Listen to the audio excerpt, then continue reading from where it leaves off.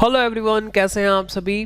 First of all good morning to all of you और thank you so much for your love and support. आप लोग comments करते हैं, मुझे बहुत अच्छा लगता है। प्लीज़ एक कमेंट जरूर कर दिया करें यार, बहुत मोटिवेशन मिलता है। आपको नहीं पता आपके कमेंट्स की मेरे लिए क्या वैल्यू है। ठीक है फ्रेंड्स, तो चलिए आज है लेक्चर नंबर 4, हम लोग कर रहे हैं फाइनल अकाउंट। तो फाइनल अकाउंट में लास्ट लेक्चर में मैंने आपको एक पूरा क्वेश्चन कराया था, लेकिन वो क्वेश्चन 11th क्लास का क्वेश्चन था, छोटा क्वेश्चन हमने लिया था। ठीक है, आज हम क्या करने वाले हैं, आज हम कुछ एडजस्टमेंट डिस्कस करेंगे। ठीक है, एडजस्टमेंट के कॉन्सेप्ट समझते हुए चलेंगे और फिर उसके बाद हम बड़े क्वेश्चन उठाएंगे जो कि एग्जाम में पूछे गए हैं। JR मोंगा बुक से मैं क्वेश्चन उठाऊंगा जो कि पास्ट ईयर के एग्जाम्स में पूछे गए हैं। मैं फिर ये बात कई बार वीडियोस में बोलता रहता हूँ कि चाहे आप दिल्ली यूनिवर्सिटी के लिए प्रिपेयर कर रहे हैं, चाहे आप रेगुलर के स्टूडेंट हैं, चाहे SOL के स्टूडेंट हैं या कोई NC वेब की, कुछ गर्ल्स कॉलेज है NC वेब, तो वो स्टूडेंट्स भी इन वीडियोस को देख सकते हैं। इग्नू के स्टूडेंट भी इन वीडियोस को देख सकते हैं और जो स्टूडेंट किसी अदर यूनिवर्सिटी के हैं वो भी स्टूडेंट इन वीडियोस को देख सकते हैं। ठीक है, इन शॉर्ट में ये कहूँ, जिनके सिलेबस में फाइनल अकाउंट है वो सभी इन वीडियोस को देख सकते हैं, सभी के लिए हेल्पफुल रहेंगी। ठीक है फ्रेंड्स, तो चलिए स्टार्ट करते हैं। तो सबसे पहली जो एडजस्टमेंट पूछी जाती है वो है क्लोजिंग स्टॉक। सबसे इंपॉर्टेंट एडजस्टमेंट आती है हमारी क्लोजिंग स्टॉक। तो adjustment number 1, adjustment number 1 closing stock. ये एडजस्टमेंट हम क्लास 11 से ही पढ़ते आ रहे हैं। एडजस्टमेंट क्या है, क्लोजिंग स्टॉक। तो मैंने आपको वीडियो लेक्चर नंबर सेकंड में ये बात बताई थी कि एडजस्टमेंट क्या होती हैं। जो एंट्रीज हमारी जर्नलाइज मतलब जर्नल में पास नहीं हो पाई, ज़्यादातर कौन सी एंट्रीज छूट जाती हैं, जो क्लोजिंग पे डलनी होती है, जिनको हम बोलते हैं एडजस्टमेंट एंट्री। ठीक है, वो हमारी कई बार रह जाती हैं और हमारा ट्रायल बैलेंस प्रिपेयर हो जाता है। तो अगर ऐसा है तो आप जो एंट्रीज छूट गई हैं उनको एडजस्टमेंट में लिख देते हैं। ठीक है, तो आपने देखा होगा क्लास 11 से ही कि क्लोजिंग स्टॉक ज़्यादातर केसेस में, मतलब मैं आपको 99% क्वेश्चंस में आपने ये देखा होगा कि ट्रायल के नीचे होता है। क्लोजिंग स्टॉक आपने हमेशा किस में देखा है, एडजस्टमेंट में देखा है। तो सर क्या कभी क्लोजिंग स्टॉक ट्रायल में भी देखने को मिल सकता है? बिल्कुल मिल सकता है। मैं आपको बोलूं, जो एडजस्टमेंट में मतलब जो भी एडजस्टमेंट होती हैं वो सभी आपको ट्रायल में देखने को भी मिल सकती हैं। क्यों मिल सकती हैं? अगर उनकी एडजस्टमेंट एंट्री पास कर दी गई है तो आपको वो ट्रायल में देखने को मिल सकती है। ठीक है सर, क्लोजिंग स्टॉक को थोड़ा सा समझाइए। चलिए क्लोजिंग स्टॉक को मैं आपको समझा देता हूं। देखो होता क्या है, एक छोटे से एग्जाम्पल से हम बात को क्लियर करेंगे। क्लोजिंग स्टॉक एडजस्टमेंट में क्यों आता है और हम इसकी अकाउंटिंग ट्रीटमेंट, हम इसको ट्रेडिंग में क्यों दिखाते हैं और बैलेंस शीट में एसेट साइड पर क्यों दिखाते हैं, उसका रीजन मैं समझा रहा हूं आपको। ध्यान से मेरी बातों को सुनना। ये हमारा एक अकाउंटिंग ईयर है, इसका एग्जांपल हम ले लेते हैं 2021। अब है क्या, सपोज करो कि हमने यहां पर ये नया बिजनेस स्टार्ट किया 1 अप्रैल 2020 को। तो मुझे बताओ क्या कोई ओपनिंग स्टॉक होगा? ओपनिंग स्टॉक क्या कोई होगा? सर कैसी बात कर रहे हो, ओपनिंग स्टॉक तो नहीं होगा, क्योंकि ओपनिंग स्टॉक क्या बताता है, लास्ट ईयर का क्लोजिंग। ये तो हमारा फर्स्ट ईयर है, तो ओपनिंग स्टॉक कैसे हो सकता है? ये नहीं होगा। ठीक है, अच्छा फिर हमने क्या किया, इस पूरे साल भर में जो हमने गुड्स परचेज किया, जो हमने गुड्स परचेज किया वो मैं नेट लिख रहा हूं यहाँ पे, नेट रिटर्न करने के बाद नेट परचेज लिख रहा हूं, वो हमने किया है 12 लाख रुपीस का। क्लियर है बात? हाँ जी सर। फिर उसके बाद हमने इस गुड्स को लाने में खर्चा मैं मान के चल रहा हूं कि हमने नहीं किया, हालांकि नॉर्मली ऐसा नहीं होता है, लेकिन आपको मुझे कॉन्सेप्ट को समझाना है, इसीलिए मैं यहाँ पे डायरेक्ट एक्सपेंस में हम कौन से एक्सपेंस लेते हैं, जो लाने के हैं और जो बनाने के हैं। ठीक है, अगर हम ट्रेडर की बात करें तो सिर्फ उसके कौन से खर्चे होते हैं, लाने के, गुड्स को लाने तक के। अब सुनो, यहाँ पे डायरेक्ट एक्सपेंसेस को मैं क्या ले रहा हूँ, जीरो ले रहा हूँ, समझाने के लिए अपनी बात को, और फिर मैं यहां पे ले रहा हूं सेल्स कि हमारी जो नेट सेल हुई वो हुई है 13 लाख रुपीस की, 13 लाख रुपीस की, ठीक है। अच्छा, अब हम बात करते हैं यहाँ पर कि भाई हमने ये जो गुड्स परचेज किए थे 12 लाख रुपए की कॉस्ट के, इसमें से हमारे पास क्लोजिंग में स्टॉक पड़ा है, यानी सारे गुड्स हमारे नहीं सेल हो पाए, क्लोजिंग स्टॉक 2 लाख रुपीस का हमारे पास क्या है, स्टॉक अभी भी है, यानी 2 लाख रुपए के गुड्स वो हैं जो कि हमने नहीं बेचे हैं। आप मुझे एक छोटी सी बात बताइए, सिर्फ एक छोटी सी बात आपसे मैं पूछ रहा हूं कि हमने कितनी कॉस्ट के गुड्स बेच दिए। हमने 12 लाख की कॉस्ट के गुड्स खरीदे थे इस साल, लेकिन उसमें से केवल हमने 10 लाख रुपीस की कॉस्ट के ही तो गुड्स बेचे। अगर आपसे कोई ग्रोस प्रॉफिट पूछे तो आपका आंसर क्या रहेगा? अगर आपसे कोई ग्रोस प्रॉफिट पूछे तो आप मुझे बता सकते हैं कि आपका आंसर क्या रहेगा? ग्रोस प्रॉफिट में केवल वो खर्चे माइनस किए जाते हैं जो डायरेक्ट एक्सपेंस है। डायरेक्ट एक्सपेंस में क्या आ जाता है? खरीदने का, परचेज कॉस्ट प्लस उसको लाने का, ठीक है वो। तो आप मुझे बता सकते हैं कि यहां पर ग्रोस प्रॉफिट कितने का हुआ? सर यहां पर ग्रोस प्रॉफिट हुआ है 13 लाख सेल है हमारी, और उसकी परचेज कॉस्ट क्या है जो हमने गुड्स बेचे? 10 लाख रुपीस। कितनी है? 10 लाख रुपीस। क्योंकि 2 लाख रुपए के, 12 लाख में से 2 लाख रुपए के गुड्स तो हमारे गोडाउन में ही रखे हैं, तो हमने कितनी कॉस्ट के गुड्स बेचे? सिर्फ 10 लाख की कॉस्ट के गुड्स बेचे, और कितने में बेचे? 13 लाख रुपीस में। तो यहां पे जो ग्रोस प्रॉफिट हुआ वो कितना हुआ? 3 लाख रुपीस। मेरी बात समझ में आई आपको? हाँ जी। अब सुनिएगा, यही चीज हम लोग करते हैं। हमने क्या किया है, देखो हमने यहां पर जब हम लोग ट्रेडिंग अकाउंट प्रिपेयर करते हैं, मैं यहां पे एक फॉर्मेट लेना चाहता हूं जी, एक, हाँ जी, मैंने यहां पे एक फॉर्मेट ले लिया है ट्रेडिंग एंड पीएनएल का, ताकि मैं अपनी बात आपको अच्छे से समझा पाऊं। सुनिएगा ध्यान से। तो बात ये कर रहे हैं हम, इस एग्जांपल को हम यहां पे जरा लिख देते हैं यहाँ पे। तो हमने सबसे पहले यहाँ पे क्या है हमारे पास? ओपनिंग स्टॉक तो हमारे पास क्या है? 0। ओपनिंग स्टॉक हमने क्या लिख दिया ट्रेडिंग के अंदर? 0, क्योंकि हमारा फर्स्ट ईयर है।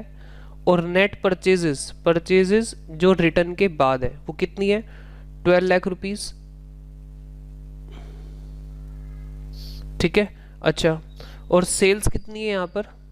बाई सेल्स, ये भी हमने नेट ले ली थी, यानी रिटर्न माइनस होने के बाद कितनी है? 13 लाख रुपीस। क्लियर है? डायरेक्ट एक्सपेंस मैंने सिंपल रखने के लिए अभी नहीं लिए, हालांकि मैं डायरेक्ट एक्सपेंस रख के भी आपको बात समझा दूंगा।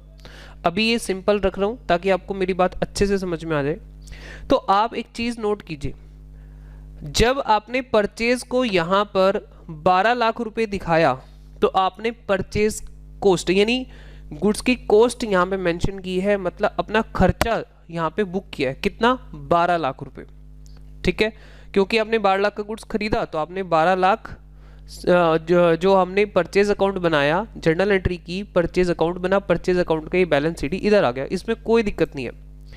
लेकिन क्या है कि हमें क्या करना है, हमें जो ये गुड्स हमने सेल किए, जो ये गुड्स हमने सेल किए हैं यहाँ पर 13 लाख रुपीस के, हमें यहाँ पर सिर्फ उनकी कॉस्ट लिखनी है। सर क्या बात कर रहे हो? जी हाँ, यही है। जो हमने गुड्स बेचे हैं उनकी कॉस्ट क्या थी? उनकी कॉस्ट तो 10 लाख रुपीस थी, तो इसीलिए यहां पर ये जो परचेज हमारी ज्यादा रिकॉर्ड हो गई है, हमारी जो परचेज है वो ज्यादा रिकॉर्ड हो गई है। मतलब कि यहां पर कुछ भी हो 10 लाख आना चाहिए, तभी हमारा कंपैरिजन होगा कि इतनी कॉस्ट के गुड्स, 10 लाख की कॉस्ट के गुड्स हमने 13 लाख में बेचे, तो हमें क्या होगा? ग्रोस प्रॉफिट 3 लाख रुपए का आएगा। अब ये 12 लाख के हो गए हैं, तो हमारे पास क्या तरीका है इसको ठीक करने का? तो हम क्या करते हैं, जितनी कॉस्ट के गुड्स हमारे पास हैं, अभी हमारे गोडाउन में ही रखे हुए हैं, तो हम लोग क्या करेंगे, उसमें से यहां से माइनस करेंगे, यानी परचेज को कम करना पड़ेगा। परचेज को कितना लेकर आना पड़ेगा? 10 लाख पर लेकर आना पड़ेगा, ठीक है। क्योंकि परचेज आपको मैंने बता रखा है, परचेज एक एक्सपेंस होता है और ये एक्सपेंस खाली इस साल में कितना एक्सपेंस बुक होगा, ओनली 10 लाख रुपए। ठीक है, तो अब हम क्या करेंगे, अब हम परचेज को कम करेंगे। तो परचेज को कम करने के लिए हम क्या करते हैं, यहां पर क्रेडिट साइड पर क्या लिख देते हैं, by closing stock. Closing stock कितना, 2 लाख रुपए से। तो इसका नेट रिजल्ट क्या आ जाता है, इसका नेट रिजल्ट, परचेज को कम करने के दो तरीके हैं, या तो परचेज को डेबिट साइड से ही कम कर दीजिए या क्रेडिट साइड पर लिख दीजिए, उसका नेट रिजल्ट जो आएगा वो 10 लाख ही आएगा। आप सिर्फ इसको देखो, तो जैसे ही मैंने क्लोजिंग स्टॉक लिखा तो अब नेट जो डेबिट बैलेंस बचा वो सिर्फ 10 लाख बचा। तो अब क्या होगा, 10 लाख यहाँ पे लिखा हुआ है, 10 लाख का माल 13 में बेचा, तो यहाँ पे कितना ग्रोस प्रॉफिट आ जाएगा, ग्रोस प्रॉफिट कितना आ जाएगा, ग्रोस प्रॉफिट 3 लाख रुपीस। तो आप मेरी बात को समझ गए होंगे कि इस तरीके से हम एडजस्ट करते हैं। तो एडजस्टमेंट एंट्री क्या होती है, कब पास की जाती है, मेरी बात सुनो, 31 मार्च को एडजस्टमेंट एंट्री पास करनी चाहिए थी। बट क्या होता है कि 31 मार्च को क्लोजिंग स्टॉक की जो वैल्यू है वो हमें नहीं पता होती। सर क्यों नहीं पता होती, सपोज करो हमारे 50 गोडाउन्स हैं, हमारा बिजनेस काफ़ी बड़ा है और 50 गोडाउन है, और उसमें हमने कोई ऐसा सिस्टम नहीं लगा रखा जिससे हमारी उसकी जो काउंटिंग है, स्टॉक की जो काउंटिंग है वो अच्छे से रेगुलर बेसिस पे हो रही है। सपोज करो ऐसा कोई सिस्टम नहीं है, तो उस केस में क्या होगा, उस केस में हमें फिजिकली काउंट करना पड़ेगा, और फिजिकली काउंट करने में टाइम लगता है। तो होता क्या है कि हम लोग 31 मार्च को ट्रायल प्रिपेयर कर देते हैं, क्लोजिंग स्टॉक की वैल्यू क्योंकि नहीं पता होती, इसलिए हमारी क्लोजिंग स्टॉक की जो एडजस्टमेंट एंट्री है, जिसमें हमें क्या एंट्री पास करनी होती है, क्लोजिंग स्टॉक को एसेट बुक करना होता है और अपनी परचेज को कम करना होता है। जो गुड्स, क्योंकि हम लोग क्या करते हैं, हम लोग जो भी परचेज करते जाते हैं वो सारा हम परचेज अकाउंट में रिकॉर्ड करते चले जाते हैं, और परचेज अकाउंट का जो बैलेंस आता है वो हमारा ट्रायल बैलेंस में आ जाता है, और ट्रायल से उठा के हम कहाँ रख लेते हैं, ट्रेडिंग अकाउंट में। तो इस तरीके से हमारी टोटल परचेज जितनी भी हमने उस साल में की है वो कहाँ आ जाती है, ट्रेडिंग के डेबिट साइड पर, जबकि उसमें से उतनी ही परचेज आनी चाहिए थी जो गुड्स हमारा बिक चुका है, उस साल सेल हुआ है। ठीक है, लेकिन आ कितनी गई परचेज, जो गुड्स हमारा अभी सेल भी नहीं हो उसको भी कॉस्ट आ गई। तो इसलिए परचेज को कम किया जाता है इस एडजस्टमेंट एंट्री के थ्रू, और जो गुड्स सेल नहीं हुआ उसको हम एसेट बुक कर लेते हैं। ठीक है, जैसे यहां पे 2 लाख, बात समझ में आ रही है। ठीक है, तो ये रीजन है, ये कारण है कि हमारा जो क्लोजिंग स्टॉक है वो एडजस्टमेंट में नजर आपको आता है, क्योंकि वो उस वक्त उसका मतलब जो कैलकुलेशन वो नहीं हो पाता। ठीक है, तो हम क्या करते हैं, हम उसकी एक एंट्री पास करते हैं। हम सबसे पहले बैलेंस शीट में दिखाते हैं क्लोजिंग स्टॉक एक एसेट बुक कर लेते हैं।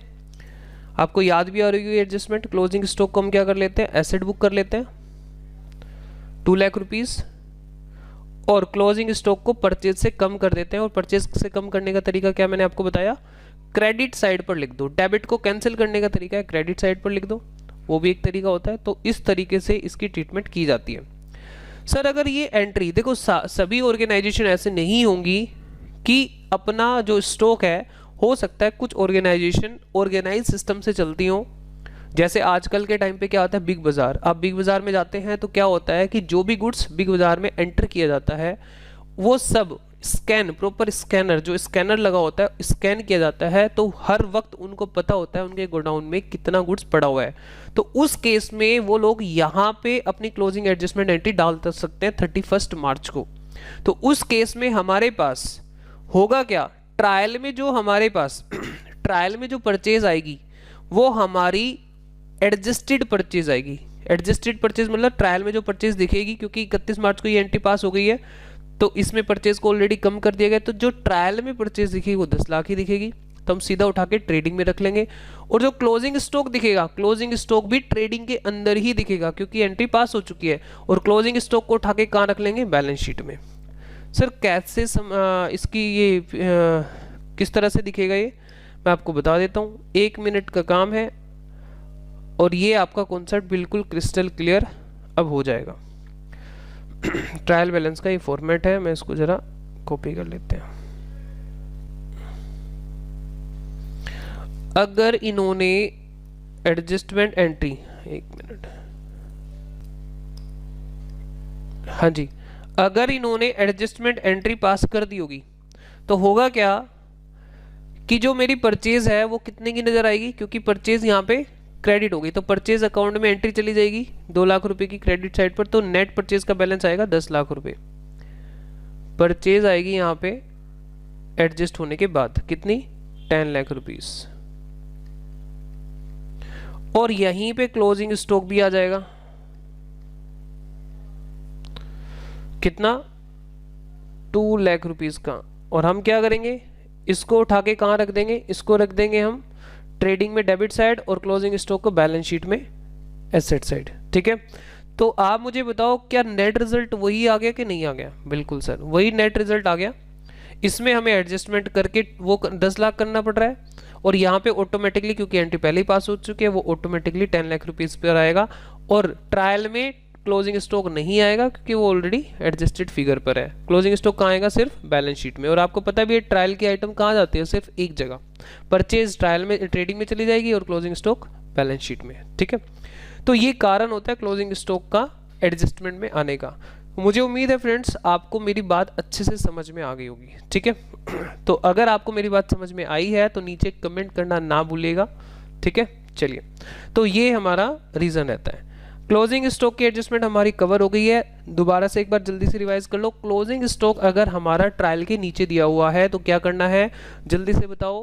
क्लोजिंग स्टॉक अगर ट्रायल के नीचे दिया हुआ है तो एक एडजस्टमेंट एंट्री पास होगी, closing stock account debit to purchases. Purchase को हम कम कर रहे हैं, क्लोजिंग स्टॉक का एसेट दिखा रहे हैं। ठीक है, तो एसेट क्लोजिंग स्टॉक कहाँ चला जाएगा, क्लोजिंग स्टॉक एसेट साइड पर चला जाएगा, और परचेजेस को हम कम कैसे करेंगे, डेबिट साइड पर नहीं करेंगे, क्रेडिट साइड पर क्लोजिंग स्टॉक लिखकर कम करेंगे। ठीक है, अच्छा, अब मैं एक चीज और आपको बता देता हूं इसी के अंदर ओपनिंग स्टॉक वाली। अब नेक्स्ट ईयर की अगर हम बात करें तो ये जो क्लोजिंग स्टॉक है वो नेक्स्ट ईयर का, जो क्लोजिंग स्टॉक ये है वो नेक्स्ट ईयर का खर्चा बनेगा, क्योंकि ये नेक्स्ट ईयर में सेल होगा। तो वो नेक्स्ट ईयर में क्लोजिंग स्टॉक जो पिछले साल का, क्योंकि इस साल में तो वो कॉस्ट में ऐड नहीं हो पाया, तो ये नेक्स्ट ईयर की कॉस्ट में ऐड होगा। ठीक है, चलो वो भी थोड़ा सा मैं क्लियर कर देता हूं, तो आपका ये कॉन्सेप्ट बिल्कुल 100% ही क्लियर हो जाएगा। ठीक है, तो नेक्स्ट ईयर की भी एक बात कर ही डालते हैं, क्योंकि जब इतनी लंबा डिस्कशन हो गया तो एक नेक्स्ट ईयर का भी हो ही जाए।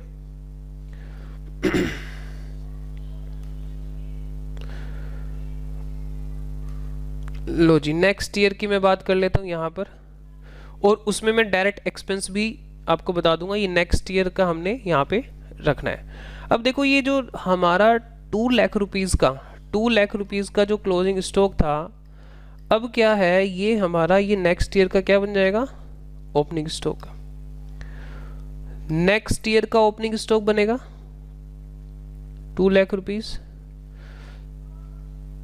To opening stock. ठीक है सर, यहाँ पे हम गुड्स परचेज कर रहे हैं और परचेज कर रहे हैं, तो हमने यहाँ पे परचेज लिखा, और ये ध्यान रखना ये मैं लिख रहा हूँ नेट, मतलब रिटर्न के बाद। अब यहाँ पे हम मान लेते हैं कि हमने खरीदे हैं 20 लाख रुपीज़ के गुड्स नेट, जिसमें से रिटर्न हमने पहले ही माइनस कर दिया। हम सेल यहाँ पर लिख देते हैं बाई नेट सेल, सेल्स हमने यहाँ पर लिख दी, सेल्स है जी 30 लाख रुपीज़, 30 लाख रुपीज़ की यहाँ पे सेल्स है। और यहाँ पे डायरेक्ट एक्सपेंसेस में मैं कवर कर लेता हूँ। लो जी, डायरेक्ट एक्सपेंसेस मैं आपको समझा दिए हैं पहले ही, वीडियो लेक्चर, आई थिंक मैंने वीडियो लेक्चर नंबर 1 में समझा दिए थे डायरेक्ट एक्सपेंसेस। ठीक है, तो जिन स्टूडेंट ने वीडियो लेक्चर नंबर 1 नहीं देखा है तो वहाँ जाके देख सकते हैं। तो डायरेक्ट एक्सपेंसेस में गुड्स को लाने के खर्चे हैं, carriage inward, freight inward, cartage inward, wages वगैरह, वो सब है। अच्छा, अब हम क्योंकि बात कर रहे हैं ट्रेडर की, तो मैन्युफैक्चरिंग एक्सपेंस अभी हम यहाँ पे नहीं ले रहे, अगर होंगे तो यहाँ पे आ जाएंगे। ठीक है, सुनो, तो जो इन गुड्स को लाने में, जो 20 लाख रुपीज़ के हम गुड्स लेकर आए, उनको लाने में जो खर्चा लगा वो 50,000 रुपीज़ गुड्स लाने का खर्चा लग गया जी।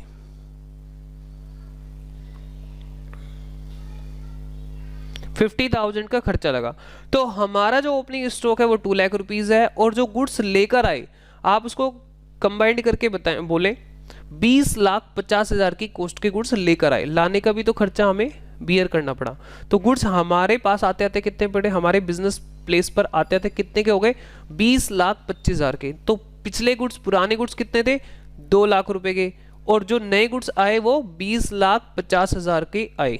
ठीक है, अब हम यहाँ पे ऐसा मान लेते हैं कि हमारे पास गोडाउन में 5,50,000 का स्टॉक बचा हुआ है इस साल के एंड पर। ये साल हमारा कौन सा हो गया, हमने क्योंकि लास्ट ईयर कौन सा लिया था, 20-21 लिया था आई थिंक, हाँ जी, ये हो जाएगा 21-22। अब यहाँ पर बात आती है कि हम यहाँ पर इस तरफ जो हम कॉस्ट हमें लेनी है, आप मुझे बताओ, इस तरफ जो कॉस्ट लेनी है वो उन्हीं गुड्स की कॉस्ट लेनी है जो आपने सेल किए हैं, ध्यान से सुनना, उन्हीं, तभी आप कंपेयर कर पाओगे कि हमारी डेबिट साइड पर इतनी कॉस्ट है, इतनी कॉस्ट के गुड्स हमने इतने में बेचे तो हमें इतने का ग्रोस प्रॉफिट हुआ। ठीक है, लेकिन हम जरा देखते हैं कि हमने सारे गुड्स अगर बेच दिए होते, सुनो ध्यान से, अगर हमने सारे ही गुड्स बेच दिए होते तो हम क्या बोलते कि हमने 22,50,000 की कॉस्ट के गुड्स 30 लाख रुपए में बेचे तो हमारा ग्रोस प्रॉफिट बिल्कुल ओके आता। लेकिन बात ये हुई कि यहां पर 5,50,000 का क्लोजिंग स्टॉक हमारे पास अभी भी है, तो हमें वो यहां से माइनस करना पड़ेगा, तभी उन गुड्स की कॉस्ट निकलेगी जो हमने सेल की है। तो माइनस करने का तरीका क्या है सर, डेबिट साइड को कम करेंगे, क्लोजिंग स्टॉक को यहां पे क्रेडिट करके, बाई क्लोजिंग स्टॉक। ठीक है, मैं ये मान के चल रहा हूं कि क्लोजिंग स्टॉक हमारा एडजस्टमेंट में है। ठीक है, अब सुनो, तो यहां पे कितना आया जी, 5,50,000। तो मैंने जो क्लोजिंग स्टॉक क्रेडिट साइड पर लिखा वो क्यों लिखा, क्योंकि मैं डेबिट साइड का जो कॉस्ट है इसको कम करना चाह रहा हूं। ठीक है, तो यहां पे देखो डेबिट साइड पर अगर इसका क्यूमुलेटिव इफेक्ट देखोगे, इसका जो अगर क्यूमुलेटिव इफेक्ट देखोगे तो इसका क्यूमुलेटिव इफेक्ट कितना पड़ेगा 22,50,000 की गुड्स यहाँ पे कॉस्ट रिकॉर्ड थी 22,50,000 की, उसमें से 5,50,000 की यहाँ पे माइनस हो गई, तो कितनी, 17 लाख। ठीक है, 17 लाख की कॉस्ट हमारी है उन गुड्स की जो हमने बेचे 30 लाख रुपीज में। अब क्या आएगा, इस वजह से हमारा क्या आ जाएगा, ग्रोस प्रॉफिट आ जाएगा यहाँ पर 2GP, ग्रोस प्रॉफिट कितना, 17 लाख, सॉरी 17 लाख नहीं, 17 लाख की तो कॉस्ट है, 30 लाख में बेचे तो कितना प्रॉफिट आएगा, 13 लाख रुपीस का। आप एक बार कैलकुलेट भी करके देख लेना, बैलेंसिंग फिगर निकाल के देख लेना, यही आएगा। लेकिन मेरा मानना यह है कि बैलेंसिंग फिगर तो आप निकाल सकते हो, वो बात ठीक है, लेकिन कॉन्सेप्ट को भी डीप में समझो।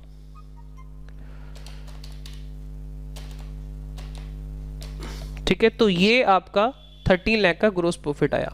ये कोई नेट प्रॉफिट नहीं है, ये मतलब टोटल जो नेट हमारा प्रॉफिट नहीं है, ये सिर्फ वो खर्चे भी माइनस करे हैं जो कि गुड्स को खरीदने में और उसको लाने में लगे हैं। अभी बिजनेस में बड़े सारे और भी इनडायरेक्ट एक्सपेंसेस होते हैं, अगर हम उनको भी माइनस करेंगे तब जाके हमें एक्चुअल प्रॉफिट पता लगेगा। ठीक है, तो ये यहाँ पे हमारी बात हुई। और आपको अगर मैं याद दिलाऊं तो यही तो होता था cost of goods sold, cost of goods sold, आप 11th क्लास में भी पढ़कर आए हैं। जो गुड्स हमने बेचे उनकी कॉस्ट चेक कर लो, वही आएगी ओपनिंग स्टॉक, यही तो फॉर्मूला था उसका, opening stock plus purchases, net purchases plus direct expenses minus closing stock. तो जो गुड्स हमने बेचे उनकी कॉस्ट निकल आई कितनी, 17 लाख रुपीस। तो क्या सर ये एग्जाम में ये सब ना आकर इतना ओपनिंग, परचेज, डेट और क्लोजिंग, क्या नेट भी हमें एक सीओजीएस दे सकता है क्वेश्चन? जी हाँ, आपको सीधा सीओजीएस देखने को भी मिल सकता है। मतलब ये कि आपको इस तरीके से देखने को मिल सकता है एग्जाम में। उसके लिए हमेशा प्रिपेयर रहना कि एग्जामिनर ने आपकी नॉलेज को टेस्ट करने के लिए आपको यहाँ पे क्या दे दिया, इन सब की बजाय सीओजीएस दे दिया, कॉस्ट ऑफ गुड्स सोल्ड। तो आप सीओजीएस को यहाँ पे रखेंगे, सीओजीएस कितना, 17 लाख रुपीस। जो बात ऊपर लिखी हुई है बस उसी को थोड़े से डिफरेंट तरीके से लिखा गया है, बाकी है वही बात। यहाँ पे आपको नेट से लिखना है जो कि हमारी कितने, 13 लाख। ठीक है, और इधर जीपी कितना है आपका, कितना जीपी आ गया, देखो इसमें आपको बिल्कुल साफ साफ दिख रहा है 17 लाख रुपीस की कॉस्ट, ओहो 13 लाख मैंने लिख दिया, sorry 30 lakh rupees, 30 lakh rupees. तो यहाँ पे तो आपको बिल्कुल साफ साफ दिखाई दे रहा है, यहाँ पे थोड़ा सा आपको ध्यान से समझना पड़ेगा, इसको देखना पड़ेगा, अकाउंटेंट का चश्मा पहन के देखना पड़ेगा तो आपको नजर आएगा। 17 लाख की कॉस्ट के गुड्स हमने 30 लाख में बेचे, इसी वजह से हमारा 13 लाख का प्रॉफिट आ रहा है। क्लियर है? हाँ जी सर, बिल्कुल क्लियर है। तो मुझे उम्मीद है ये क्लोजिंग स्टॉक की जो एडजस्टमेंट होती है, ये कॉन्सेप्ट आपका बिल्कुल क्रिस्टल क्लियर होगा अब। ठीक है, अगर आपका ये कॉन्सेप्ट बिल्कुल क्रिस्टल क्लियर है तो प्लीज़ इस वीडियो को लाइक जरूर करना, अपने फ्रेंड्स के साथ शेयर करना। जो कॉन्सेप्ट को डीप में समझना चाहते हैं, मैं उनके लिए बोल रहा हूँ, ज़्यादातर स्टूडेंट कॉन्सेप्ट को डीप में नहीं समझना चाहते, तो उनके लिए तो कुछ भी इम्पोर्टेंट नहीं है, ये सब बकवास ही है। ठीक है, तो फ्रेंड्स बताइएगा मेरे को इस वीडियो को देखने के बाद क्या क्लोजिंग स्टॉक की एडजस्टमेंट पूरी तरीके से आपकी क्लियर हुई कि नहीं हुई। ठीक है फ्रेंड्स, कोई आपका अगर डाउट बचे तो इस वीडियो के नीचे कमेंट बॉक्स में कमेंट करके अपना डाउट भी बताइएगा, जब भी मुझे टाइम मिलेगा मैं रिप्लाई जरूर करूंगा। ठीक है फ्रेंड्स, तो मिलते हैं नेक्स्ट वीडियो में, till then take care, bye bye.